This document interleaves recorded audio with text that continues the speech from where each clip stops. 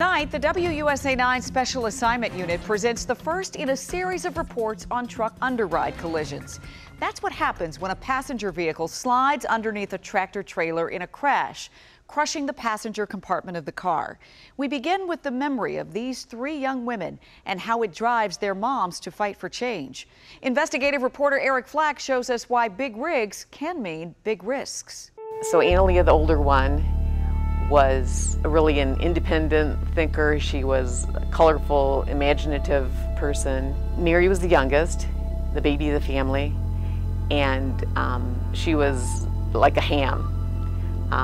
Always kind of the life of the party, and could always get anybody to laugh. And those braids. Yeah, she never had her hair cut in her life. The only thing more painful than the death of a child, one that a mother believes could have been avoided. It was so unexpected, so traumatic, so unnecessary, and I don't want it to happen to anybody else. It is hard to imagine how anyone survived the mangled remains of Mary Ann Carr's Crown Victoria. She and her three kids driving to a wedding along a Georgia highway in 2013. Their vehicle hit by a tractor trailer and thrown backwards with such force, it ended up jammed underneath the back of a second tractor trailer. Since Mary Ann and her son Caleb were in the front seats, they survived the crash.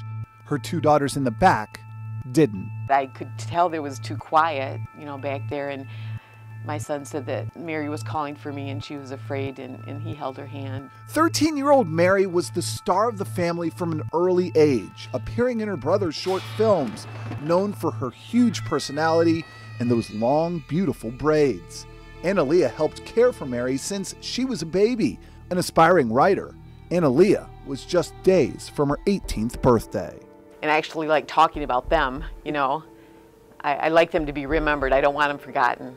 Accident investigators would later find that although both girls had their seatbelts on, they never had a chance.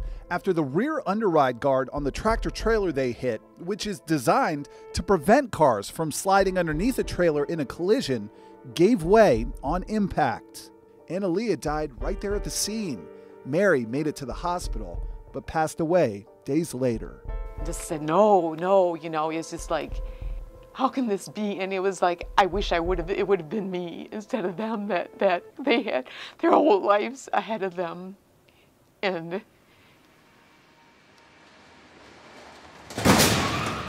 a rear underride guard is an energy-absorbing steel bar like this one. According to crash tests by the Insurance Institute for Highway Safety, or IIHS, effective rear underride guards greatly increase the chance of survival for people inside cars that hit tractor trailers. The National Highway Traffic Safety Administration seemed to agree, establishing rear guard requirements for all tractor trailers. Problem is, crash tests show many of the guards on the road today don't stop fatal underride crashes, even at well below highway speeds. Every guard we've tested is certified to meet the requirement, but many of them have failed when we test them at 35 miles an hour. Rear guards aren't the only problem. We'll get back to those in a minute. But first, we need to talk about the sides of these tractor trailers, which, as we found out, can be just as deadly. It wasn't the crash that took her life, it was the underride. There was no guard to stop or even slow 26-year-old Roya Sadi's underride accident on a snowy Indiana highway in 2004. That's because the BMW driven by her fiancé lost control and slid underneath the side of a tractor trailer. There are no laws requiring any sort of side underride guards on tractor trailers like they are on the rear, despite the fact that crash tests show side underride guards would save lives too, leaving nothing in the way of what happened to Roya next. And the rear wheel trapped it and dragged it for a while, and all the while it was crushing her. Roya's mom, Lois Durso, said her daughter was in the passenger seat and died instantly. Her fiancé survived because his side of the vehicle was never pulled under the tractor trailer. It's exceedingly painful. I mean, it's a heartache. I know what heartache is.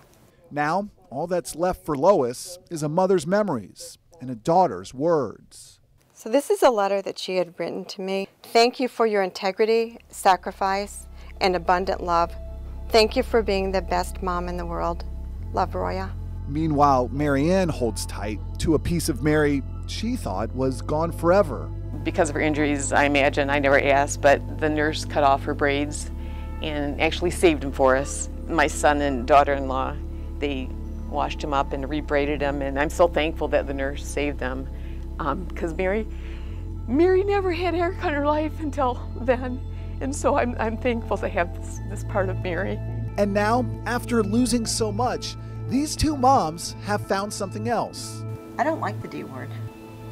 I hate saying it. You know, it's how you understand, right? Mm-hmm. Each other. When somebody understands what you go through, it helps in a way that it doesn't otherwise. And so we just really quickly got to know one another and became like sisters. Right. Marianne and Lois met at a trucking conference earlier this year and have been in constant contact ever since. They're working together to lobby Congress and the Department of Transportation for stricter trailer underride laws, including stronger rear underride guard regulations that could have saved Mary and Annalea's lives, and for the first time, requiring side underride guards on all tractor trailers, something that might have spared Roya. I know that my daughter's death wasn't for nothing. And I know Mary Ann's children died for a purpose. That their deaths and their mother's mission will save lives down the road. Eric Flack, WUSA 9. 8 major trucking companies have agreed to voluntarily strengthen rear underride guards on new trailers, but none have adopted side guards. The American Trucking Association, the leading voice of the trucking industry, says it also supports strengthening rear guards, but it will leave it to NHTSA to address questions of whether side underride guards are necessary.